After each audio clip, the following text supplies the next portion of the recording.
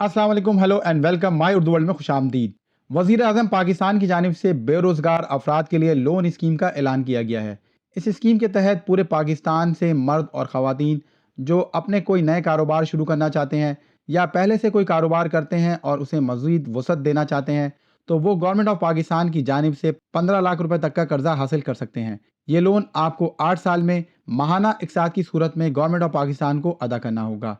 इसके अलावा लोन मिलने के बाद पहले 6 महीने तक आपको कोई किस्त अदा नहीं करनी। इस स्कीम की क्या रिक्वायरमेंट्स हैं और इस स्कीम में आप लोन हासिल करने के लिए किस तरह से अप्लाई कर सकते हैं, इस हवाले से तफसील आपको इस वीडियो में बताई जाएगी। सबसे पहले आप प्राइम मिनिस्टर यूथ प्रोग्राम की ऑफिशियल वेबसाइट ओपन कर लें। ये आपके सामने prime minister youth business and agriculture loan के हवाले से ऑफिशियल वेबसाइट शो हो रही है। इस वेबसाइट का लिंक आपको वीडियो के डिस्क्रिप्शन में मिल जाएगा। वीडियो को कंप्लीट देखें ताकि आपको लोन अप्लाई करते वक्त कोई गलती ना हो जिसकी वजह से आपका लोन की एप्लीकेशन कैंसिल हो जाए। यहाँ पर प्राइम मिनिस्टर लोन स्कीम के हवाले से कुछ डिटेल्स लिखी हुई हैं जिसके मुताबिक ये लोन आपको 15 कमर्शियल और इस्लामिक बैंकिंग के थ्रू दिया जाएगा। इस लोन के लिए पूरे पाकिस्तान से कोई भी अप्लाई कर सकता है जिसकी उम्र 21 साल से 45 साल तक की है। अगर आप IT या ई-कॉमर्स से रिलेटेड बिजनेस करना चाहते हैं और उस हवाले से लोन हासिल करना चाहते हैं तो उस हवाले से लोन के लिए वो अप्लाई कर सकते हैं जिनकी उम्र कम से कम 18 साल है। इस लोन को 3 टायर्स यानी 3 कैटेगरीज में तकसीम किया गया है जिसकी तफसील मैं आपको बता देता हूँ। टायर 1 या कैटेगरी 1 के मुताबिक आप 5 लाख रुपए तक का लोन हासिल कर सकते हैं। ये लोन आपको बिना किसी मार्कअप के दिया जाएगा, यानी जितनी रकम आप उधार लेंगे उतनी ही रकम आपको माहाना इक़सात में अदा करनी होगी। टायर 2 यानी कैटेगरी नंबर 2 के मुताबिक आप 5 लाख से लेकर 15 लाख रुपए तक का लोन हासिल कर सकते हैं जो आपको 5% मार्कअप के हिसाब से दिया जाएगा। और टायर 3 यानी कैटेगरी 3 के मुताबिक आप 15 लाख से लेकर 75 लाख रुपए तक का लोन हासिल कर सकते हैं और ये लोन आपको 7% मार्कअप पर दिया जाएगा। अब लोन को अप्लाई करने से पहले कुछ अहम मालूमात नोट कर लें। पहली इंफॉर्मेशन ये है कि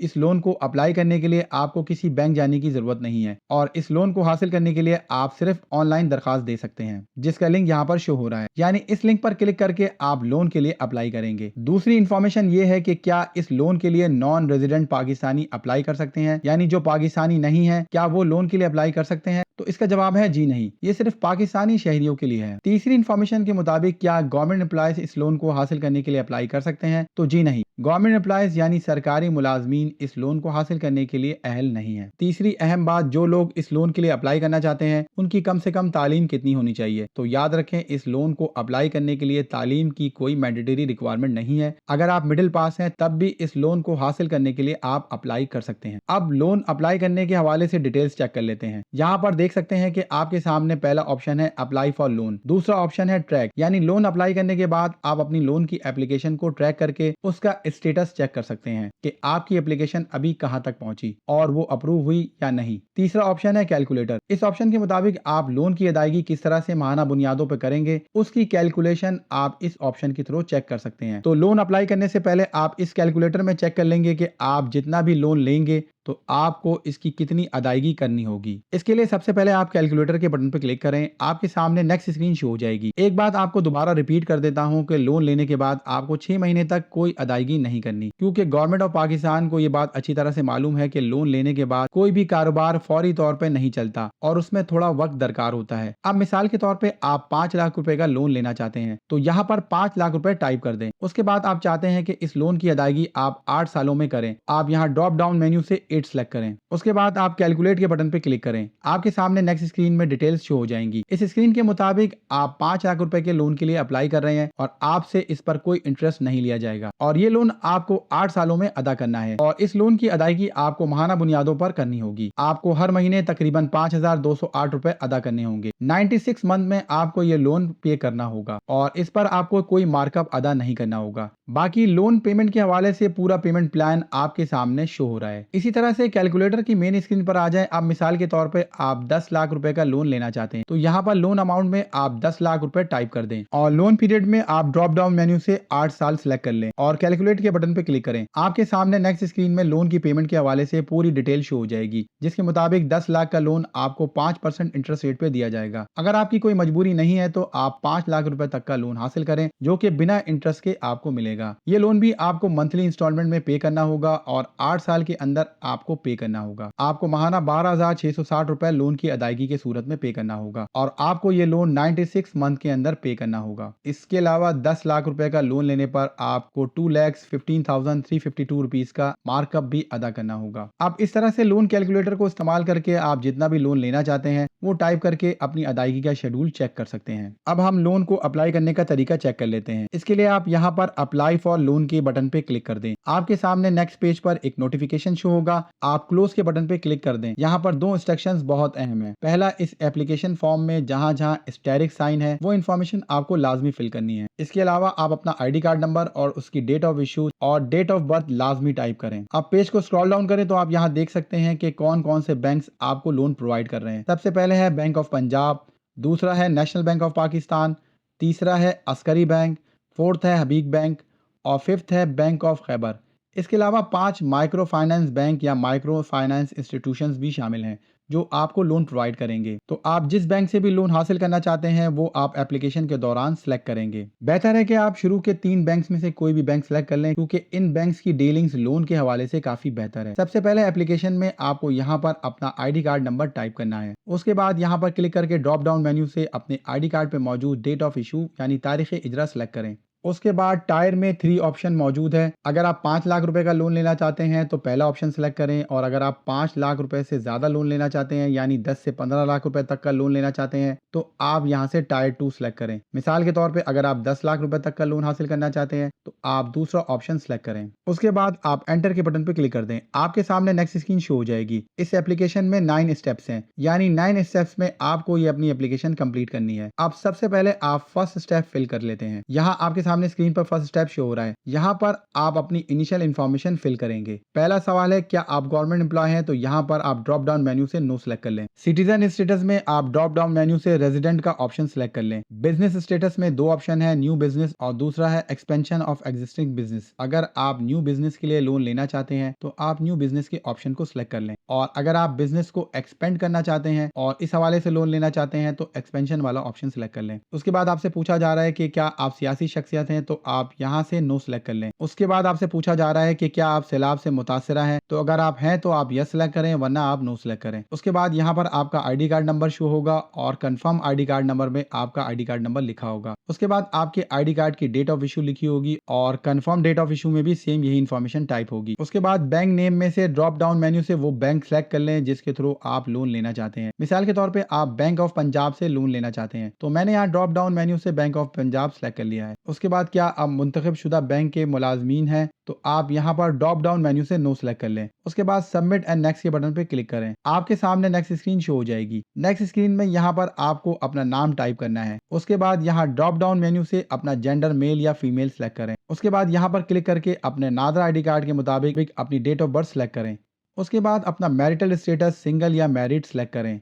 देन आप यहाँ पर अपने फादर या हस्बैंड का नाम टाइप करें। यहाँ पर अपने फादर या हस्बैंड का ID कार्ड नंबर टाइप करें और यहाँ पर क्लिक करके ड्रॉप डाउन मेन्यू से सिलेक्ट करें कि आपके ज़ेरे कफालत कितने लोग हैं। यहाँ से अपना रिलीजन ड्रॉप डाउन मेन्यू से सिलेक्ट करें। उसके बाद आपको कोई माजूरी है तो वो आप यहाँ डिसेबिलिटी के ऑप्शन में यस या नो सिलेक्ट करें। उसके बाद सोर्स ऑफ इनकम यानी आपकी आमदनी क्या जरिया क्या है वो आप ड्रॉप डाउन मेन्यू से सिलेक्ट करें। मिसाल के तौर पे आपकी आमदनी सैलरी आती है तो आप इनकम फॉर सैलरी का ऑप्शन सिलेक्ट करें। उसके बाद करंट मंथली इनकम में आपकी जो रकम डालना चाहते हैं वो आप लिख दें। मिसाल के तौर पे मैंने 1000 रुपए टाइप कर दिया है। अदर एनुअल इनकम में आप 6 लाख रुपए सिलेक्ट कर लें जो कि सबसे कम है। क्या आपका कोई बैंक अकाउंट है तो यहाँ पे आप ड्रॉप डाउन मेन्यू से यस या नो सिलेक्ट करेंगे। मैंने मिसाल के तौर पर नो सिलेक्ट किया है। उसके बाद यहाँ पर बैंक नेम में ड्रॉप डाउन मेन्यू से बैंक ऑफ पंजाब सिलेक्ट कर लिया क्योंकि मुझे वहां से लोन हासिल करना है। उसके बाद आपका बैंक अकाउंट नंबर पूछा जा रहा है। क्योंकि मैंने यहाँ पर सिलेक्ट किया है कि मेरा बैंक अकाउंट नहीं है तो यहाँ पर मैं कुछ नहीं टाइप करूंगा। उसके बाद अगर आपके कोई जाती असासे हैं तो उसकी मालूमात यहाँ पर दर्ज करनी है यानी कितना अमाउंट आपके पास ऑलरेडी मौजूद है। उसके बाद यहाँ पर आपके किसी भी यूटिलिटी बिल यानी बिजली या गैस के बिल पे मौजूद कंज्यूमर ID नंबर टाइप करें। उसके बाद अगर आपका NTN बना हुआ है तो उसका नंबर यहाँ पर टाइप करें वरना इसे ब्लैंक छोड़ दें। आपके पास अपने पासपोर्ट साइज पिक्चर होना जरूरी है और इसके अलावा आपकी ID कार्ड की फ्रंट साइड की पिक्चर और बैक साइड की पिक्चर भी होना जरूरी है। यहाँ पर क्लिक करके अपनी पिक्चर अपलोड करें और यहाँ पर क्लिक करके अपने नादरा ID कार्ड की फ्रंट साइड की पिक्चर अपलोड करें और यहाँ पर क्लिक करके अपने ID कार्ड की बैक साइड की पिक्चर अपलोड करें। उसके बाद आप नेक्स्ट के बटन पे क्लिक करें। आपके सामने नेक्स्ट स्क्रीन स्टेप नंबर 3 के हवाले से शो हो जाएगी। तालीम में आपकी जो भी तालीम है वो आप ड्रॉप डाउन मेन्यू से सिलेक्ट कर लें। मैंने यहाँ पे मास्टर सेलेक्ट किया है। उसके बाद क्या आपकी कोई टेक्निकल एजुकेशन है तो यहाँ ड्रॉप डाउन मेन्यू से आपके पास जो भी टेक्निकल एजुकेशन है वो आप सिलेक्ट कर लें। उसके बाद आपसे पूछा जा रहा है कि क्या आपके पास कोई हुनर या महारत है तो वो आप ड्रॉप डाउन मेन्यू से सिलेक्ट कर लें।